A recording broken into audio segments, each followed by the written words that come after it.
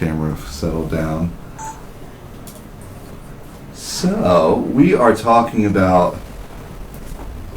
1,420 days preventing VAP on the unit, which is pretty amazing. So, we've just been asking everybody, like you as an individual, especially as a flock on the unit,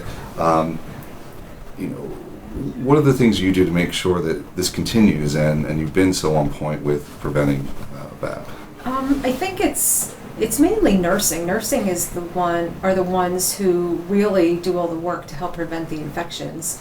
What I would do mainly is any concerns that nursing has, take seriously and go and assess the patient. And sometimes it can begin with just a little increase in their oxygen requirement.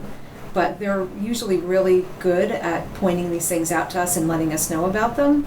And we assess and we see if anything needs to be changed. But I think it's really nursing who does the work to help prevent the VAPs. So communication obviously is great. You don't seem to have any challenges here, but I know sometimes there's challenges with families and maybe even on the unit. So how do you tackle those challenges when you're particularly involved with communication challenges? Yeah. It's just really important to keep in close communication with the nurses, with respiratory, and definitely with the family. Keep them informed what's going on. If there's any change in their child's status and they're not here, call them up, let them know what's going on, what we're going to do about it. So I think that's the really important thing, is just keeping close communication with everyone. So I know a lot of the other units we've talked to didn't realize when we're talking about success stories, and this is a success story, you don't really feel it on your unit because you've been doing it for so long, you've been successful for so long.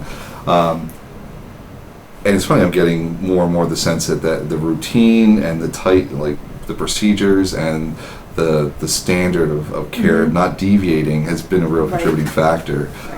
So where does education and new equipment, new techniques, learning, and things like that come into play? How do you handle any changes on the unit? Well, usually if there's any kind of teaching, it's done mainly through the level 4s or the clinical nurse specialist on the unit, and she lets everybody know what's new on the unit and how everything works. So I can't take credit for that. But as far as just teaching at the bedside with the nurses, maybe telling them, if you see this, it might mean this. If you have a change in this vital sign, let me know because it might mean this. So I think it's really just everybody has to be involved. It's not just the nursing or us or respiratory. It's everybody involved, and I think they've done a great job on this floor. I mean, it should really be an example to the rest of the hospital. How well they do mouth care, and they do many things to help prevent VAPs. So I think they've really, as a whole, done a great job. Anything else you want to? No, I think it's just really. I can't believe that it's really been that many days. I know. I've actually been here for that many days. So I think everybody's worked really hard.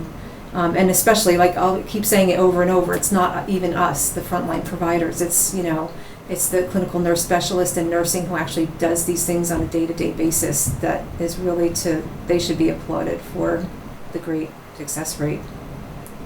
Phenomenal. I think that's what I need, so that's perfect. Right.